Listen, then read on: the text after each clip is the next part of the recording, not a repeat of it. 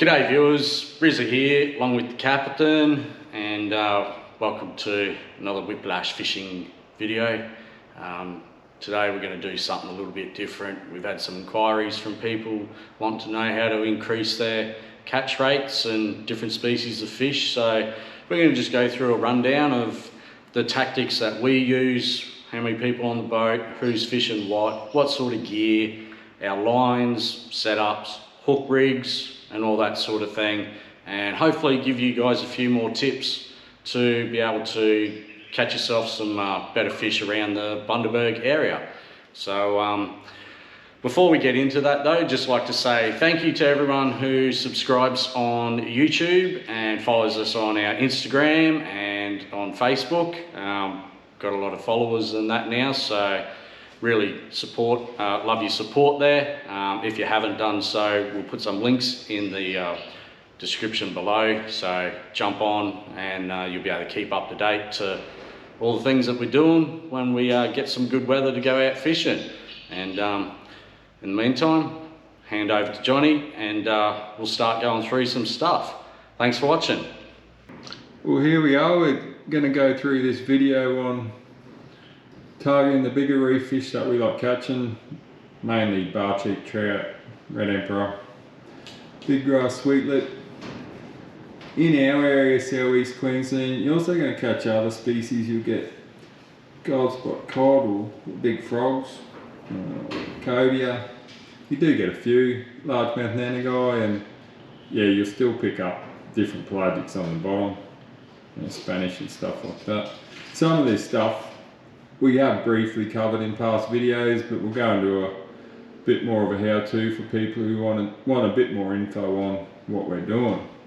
And as we go through this, you know, this stuff's not set in stone. There might be small things here, you guys can just adapt and change to what you're already doing, and it'll possibly work in the areas that you are. So first up, what do we normally do first up, Shano? We catch some live bait. Catch live bait. Live bait, number one important thing to do. If you don't have liveys, you don't have much of a chance. No, not when we're doing a not for our style of fishing. Article on how to fish live bait. No. But yeah, we'll normally spend anywhere up to 2 hours getting enough liveys. Now we're in winter. Yeah, it's a heap easier. The shipping channel and most of the other fads and bits of rubble and wrecks will have liveys on there, so yeah, on a good day we might have that done in say 20 to 30 minutes. We'll sort of try and get between 40 and 50 liveys. So there's a range of fish that you can use as live baits. There's a few species that definitely work better than others. Number one in winter, and if you can get them in summer, mackerel scad, yellowtail scad. I'm sure I'll be okay. Only little scad, but we're going to convert them, aren't we, Shauno? The cornerstone of... These guys are definitely a lot more common during the cooler months. You can catch them year round, but you've got to be pretty lucky. Other stuff like yellowtail pike, there's a couple of other scad species that work. We've had reasonable success with blue-faced whiptails. Yeah. As water temperatures drop though, they just don't seem to work quite as well as the scad do, that's for sure. So bait jigs, most of the brands will work. You want a reasonable size hook on your bait jigs. I've seen people try and fish with number 8s and 10s that you'd use for herring and that sort of thing. They're too small, so we'll normally use either the PE tackle sabiki rigs, or Wilson do a fish skin leader with a number 4 hook, which is pretty much spot on. We don't use 6 hooks on the bait jig because you just end up in tears with a bit of limited room at the back of the boat, and you get a few fish on there who want to swim around each other. Like I said, it's a big hook, but when we're getting some of the liveys might be sort of 20 to 25 centimetres. You don't want to hook them too deep, and that's what will normally happen with a smaller hook. So yeah, the fish sometimes can be a bit finicky. We might use little strips of squid and stuff, Sean. Yep. When in doubt, squid it up. just little tiny squares just on your hooks, just gets a little bit of extra bite action happening. And then yeah, when they're on, you won't need anything on there. And just keep an eye on your fish finder. Sometimes the liveys will be holding tight to the bottom, other times they might be halfway up, they might be up near the top, so you just need to drop that rig down where the fish are feeding, and yeah, if it's going to work, they should play the game pretty much straight away. Rigs. So with the outfits, most of the guys on our trips run threadline outfits for the liveys. The biggest advantage of the spin reels is you can recover line really quickly. Nice big handle, big spool, you can get that line back up, and when the sharks are chronic, the faster you can get the fish to the top, the more chance he's going to end up in the esky rather than half going back down the bottom, or the whole lot. Sometimes we lose, but anyway, that's just the way that it goes. 50 to 80 pound braid. We sort of use a bit of jigging braid, not that we're jigging, but if you're fishing in the same depth of water all the time, you'll have a pretty good idea when it's at the bottom by what colour you're on, just in case a fish hits it really hard just before it does hit the bottom. Mono leaders or fluorocarbon leaders will work, 80 to 100 pound. 100 is probably a bit of an overkill sometimes, but generally we'll run 80. Rods, heaps of grunt down low, so Shauno's got his favourite. For example, I've got an 8 to 18 kilo ugly stick Exceed. Yeah, so a bit longer rod, but being longer like that, you got a lot of sensitivity in the tip. You'll see Shauno plenty fishing, of grunt down there. Bending the old ugly stick in half. If you got graphite rods, don't fish like that. That'll just end in tears. But those ugly sticks have been, pretty good for us. Not indestructible, but they do the job. They'll be pretty close. And also with that lighter tip, because we're running heavy drags, once you get that fish close to the boat, if you've only got a lift hook, you can pull hooks fairly easy, so that light tip just means you've got a bit more give, a bit more flexibility when you got it on a short leash. Now everyone's got different ideas on rigging. We'll just go through what works best for us in the areas that we fish. Your standard running ball and paternoster rigs will work fine. Paternoster, I'd just be running one dropper on there. Don't go try and drop two liveys down at once, because that will be a bit of a disaster if you get two really good fish on. On the broken ground and rubble that we fish normally away from the hard structure, we use what we call an extended paternoster or Smithy rig that our good old mate Smithy got us onto. So it's got a snapper lead on a short twisted dropper, which I'll show you here. Looks a little bit back to front. That's your dropper there. That's where we'll fish that snapper lead. Got the dropper. And then you'll have about 60 to 100 centimetres, and that'll go to a 2-hook rig. Again, if the fish are committing suicide, you probably get away with one big single hook, but for what we're doing, those 2-hook rigs have worked really, really well. So make sure you got your braid to leader knot sorted.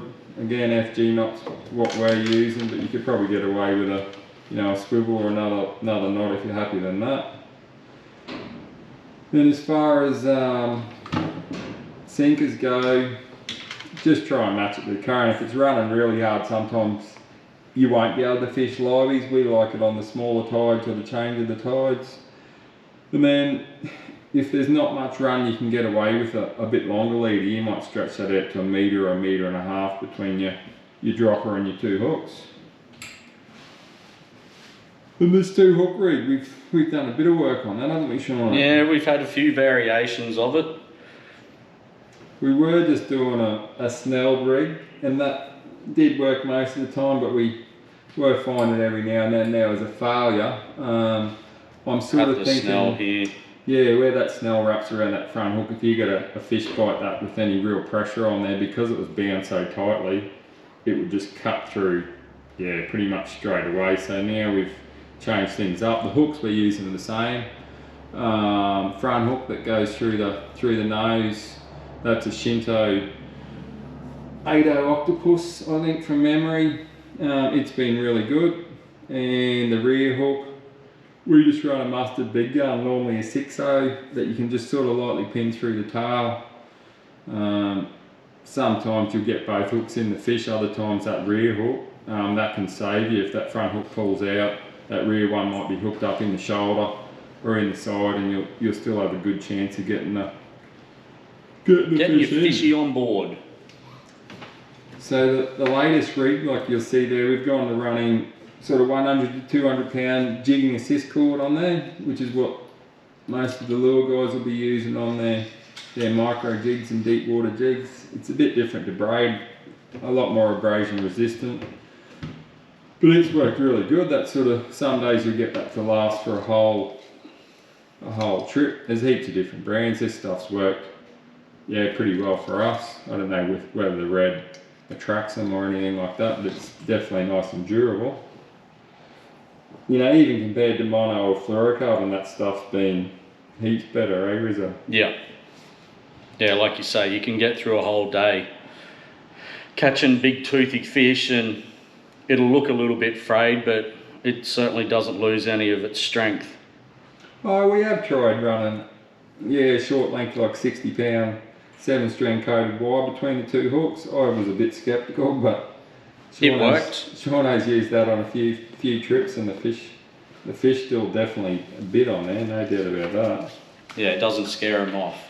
Now with that 2-hook rig, the front hook, that 8.0, we normally pin sideways through a scad, just through the nose. You can run it up through the top lip, but just through that nose, it seems to make the bait last a lot longer. That trailing hook, you want to run, yeah, probably just level with the first dorsal, or if it's a smaller livey, you might get it a bit behind, but just make sure there's a bit of slack between those two hooks, because if it's too stiff, the livey won't swim properly and just doesn't look anywhere near as good in the water. Whiptails and stuff like that, we normally just go up through the top lip, but the scad, yeah, you'll just see they've got a nice soft fleshy part in the nose with a harder section in front of it, so it holds in there, yeah, really well. We'll show you that. We'll show you that when we rig up a few liveys on part 2 of this video when we're out on the water, and we'll give you examples of all the different liveys that we use and best ways to pin them. And with those hooks, don't go overboard with the gauge of the hooks. The thicker that hook is, the more damage it's going to do to your live bait. So yeah, just pick a hook that you're confident in, and you just want that livey to stay alive for as long as you can once it gets down to the bottom. Setting the hook, that depends on the mood of the fish pretty much every time, Shauno. Yeah. You'll get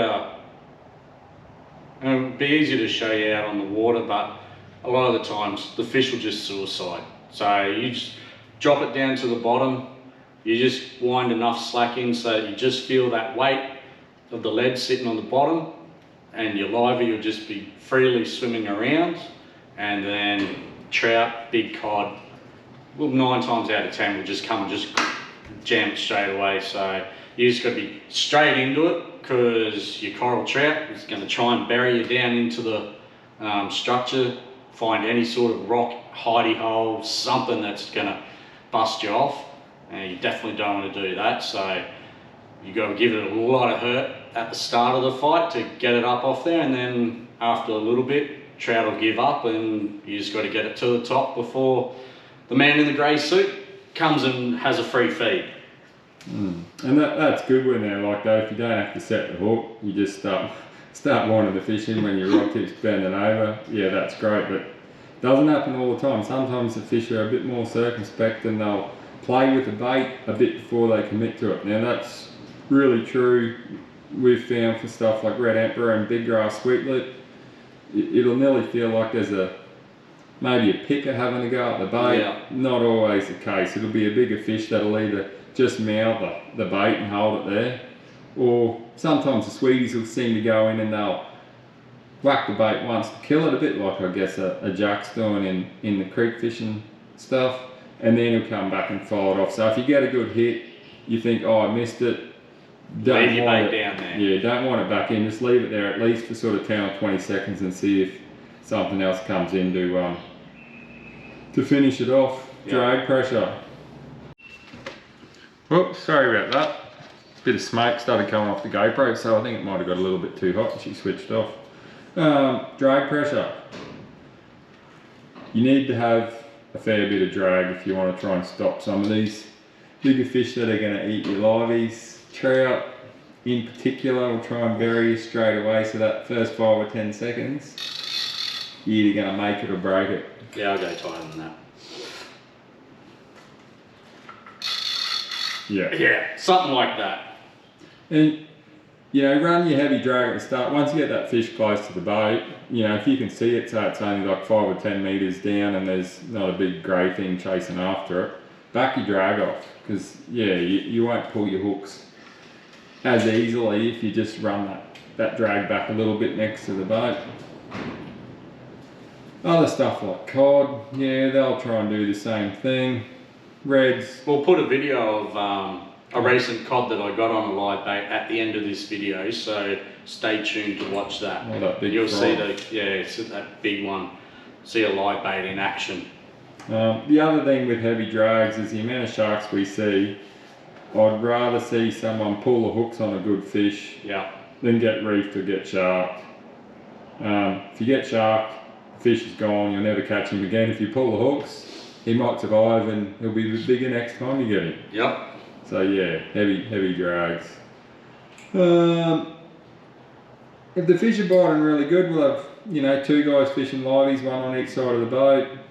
Quiet days, if you got someone dedicated like Rizza, he'll just fish. I'll just fish liveys all day. That's my job. And I may only catch 3 or 4 fish, but 1 or 2 of them are going to be a coral trout or a big red or even a big cod. And the other guys can do all the gap filling of the eskies. If there's 3 of us and we've got plenty of liveys, we'll start off with 2 doing live baits, and Johnny will just fish the dead baits, and then the other person will switch over to dead baits when the liveys drop off a bit. Oh, bit more smoke, a little bit of flame that time, so she got really hot.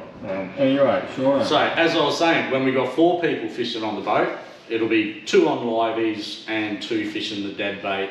And if the livey action sort of drops off, I will still keep fishing the liveys, and then we'll have 3 people just fishing the dead baits to get what we call the gap fillers, to put around all the big fish, to give it a nice even look to the esky. And yeah, well that's the thing too, if it's a quiet day you might only have a little window, like half an hour to an hour that the fish might bite. So if you haven't got a livey down there then, you ain't going to catch that fish. So nope. Keep that in mind. And yeah, dead baits, they're going to catch more fish. Who's going to remember the 15 husser and the 6 tuskies and the other bits and pieces that you catch? No one remembers that, unfortunately, because I'm the one who catches the gap fillers. Everyone remembers the big trout, the nice reds, even the old froggies. They're the ones that steal all the headlines. But anyway. Yeah. That's pretty much got it done. If you got any questions, just flip us something in the comments and we'll get back to you. Thanks for watching, and we'll just have a short clip of Rizza struggling with a big frog. Big frog on the last trip that we got. And then hopefully in the next couple of weeks we'll get some good weather. We'll get out fishing, and we'll do a part 2, show you the liveys as we're catching them, whereabouts you can catch them around Bundaberg. And then hopefully some action of some big fish coming on board. Until then, thanks for watching, guys, and yeah, hit that subscribe button. If you don't hit subscribe, just flick us a message and tell us what you would like to see that would get you to subscribe, or follow us on Facebook, follow us on Instagram for some videos, shorts and pictures of some of the stuff we catch in the reefy areas off of Bernard Heads, Bundaberg. Thank you, thanks for watching. Alright, cheers guys.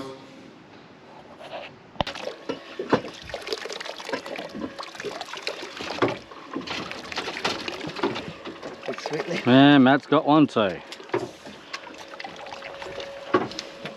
donker.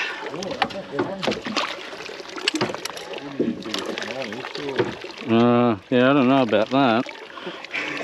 So it's definitely not as big as mine. Definitely not. Or definitely could be heaps bigger than yours. No way. Oh. Let's compare. Let's have a look at this supposedly big fish. Holy.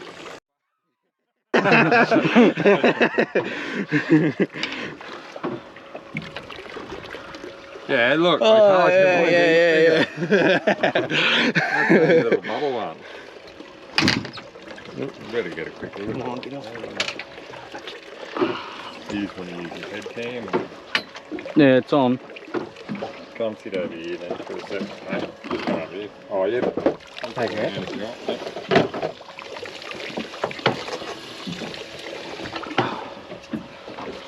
That's a cracker. What do you eat? Big tough yak. Oh, wait up. You all right? It is. Oh, that's good. Shit out the way.